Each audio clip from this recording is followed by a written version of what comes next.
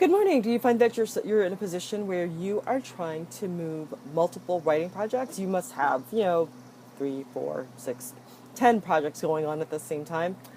I know your pain. I'm in that position as well. And so this particular video is about how to manage manage multiple writing projects. My name is Michelle Thompson. I'm an academic and legal coach. I practiced law for 7 years, and I'm currently also an academic who does her own academic writing. And I've learned a lot about writing, and I like to take these videos to share with you what I've learned about this particular process. So today, it's about managing multiple projects. Let me start by saying that it wouldn't be great if we could just all work on one project at a time, just one. Unfortunately, it doesn't work that way in academia. That's not going to happen. If you're a doctoral student, you're definitely working on the dissertation, but sometimes you need to go to conferences to raise your profile and get known out there to the people who you want to hire you eventually. And sometimes you would like to have, and sometimes at this point with the job market, you need to have one academic article to go on the market with, right? That's actually published.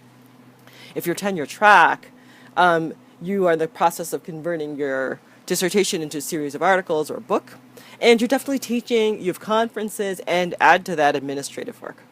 Oh my gosh, on and on it goes, right? There's a lot going on, and so you have multiple things that you're dealing with, and unfortunately, we have not figured out how to create more than 24 hours in a day. I could use 72, but yeah, that's not coming anytime soon. So that means that we're all going to be working on more than one thing at a time. So how do we do this? And I've talked about planning a lot, but it makes a huge, huge difference. I don't ask you to do anything that I wouldn't do.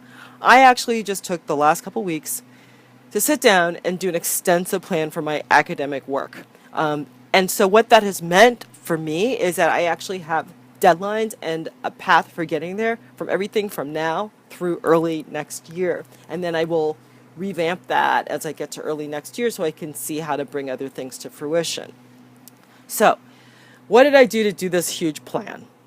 So, step number one is to list each project.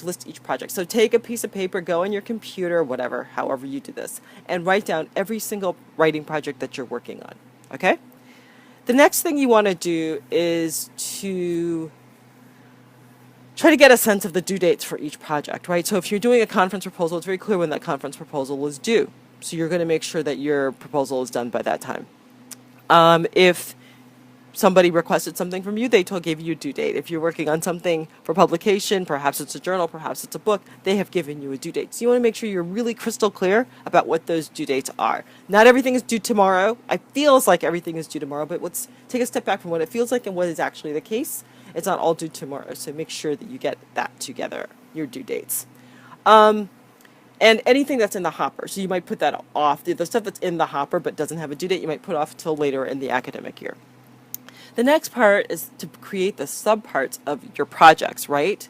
And by subparts, the book is not the subpart. The book is a chapter, and then even within that chapter, there are subparts. What section of the book what section of a chapter are you working on? What kind of editing are you doing for what particular part of what chapter? Those are the subparts. You want to be really clear about this because if you set it too large, you're not going to do it. It's too big. It's too intimidating. And that's the last thing you want. You want to move through this, not be stuck and frozen and looking like a deer in headlights. So make sure that you break down your subparts. If you're doing grant writing, every single grant has subparts. You need to do this part, and this part. Make sure you divide it into those subparts, right? I need to get my Vita together. I need a proposal project. I need a literature review, right? All of that stuff are subparts of the grant. It's not just big old stinking grant. You got the point. After you devise the subparts of your projects with ultimate due dates and you compiled your list of what you need to do, you want to prioritize those projects, right? Sometimes the dates are the easiest way to do it, right? If you have a conference proposal, it's the date, you just do it and get it out of the way. Sometimes there are other ways in which you're going to go ahead and set your priorities. If you're on tenure track, you may want to actually consider the possibility that some things are going to get you bigger bang for your buck early, right? So if you want to demonstrate and come out of the gates strong, you may want to get a couple published academic articles under your belt immediately, right? And those are going to take a higher priority than if you're writing a larger book project. And if you're going to do articles if your particular discipline is to do articles for tenure, then you're just going to move along, but you want to get those out of the way quickly, and that gets you more bang for the buck.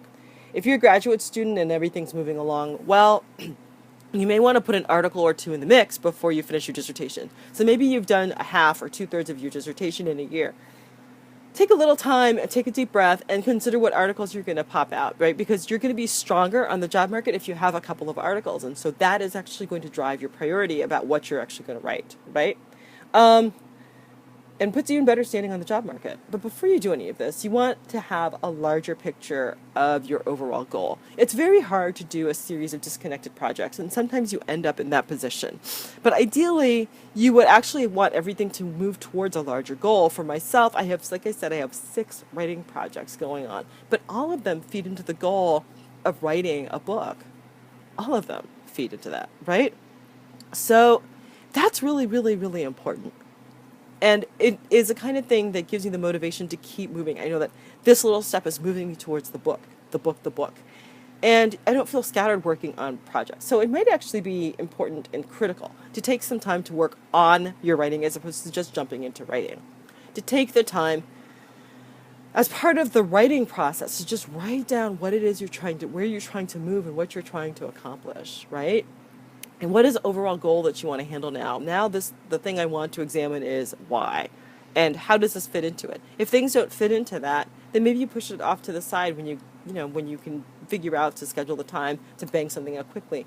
But you don't put it into the actual hopper right now, right? So that helps you move along more quickly and get your writing done more quickly. And that's what we really want. So that's my tip for this week.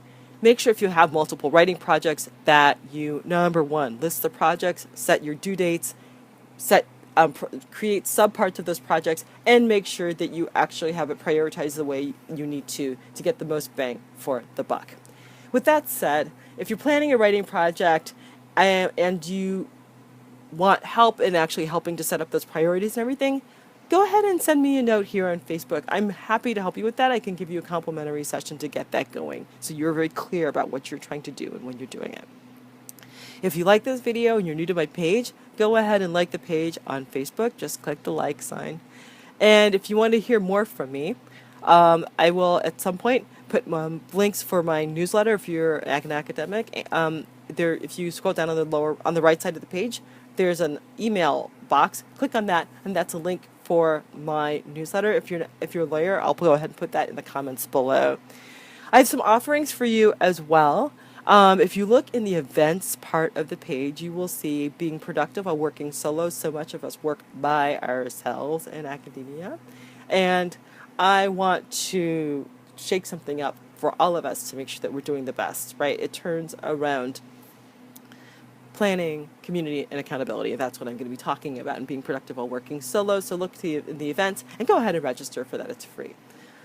Do you want to take the stress away from planning of funding academic conferences? I have an offering for you there as well. You can go ahead also in the events page on the events tab and look for funding academic conferences.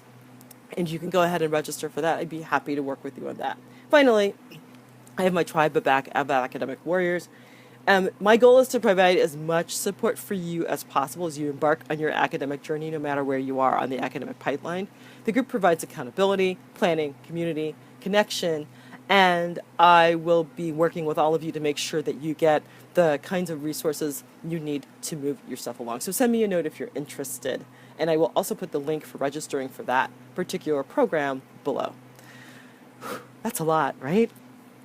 Have a great day. Give me feedback on this tip. If you have any questions, just put them in the comments. I will get back to you about it. I love doing this. I love supporting you. And have a great weekend. Bye-bye.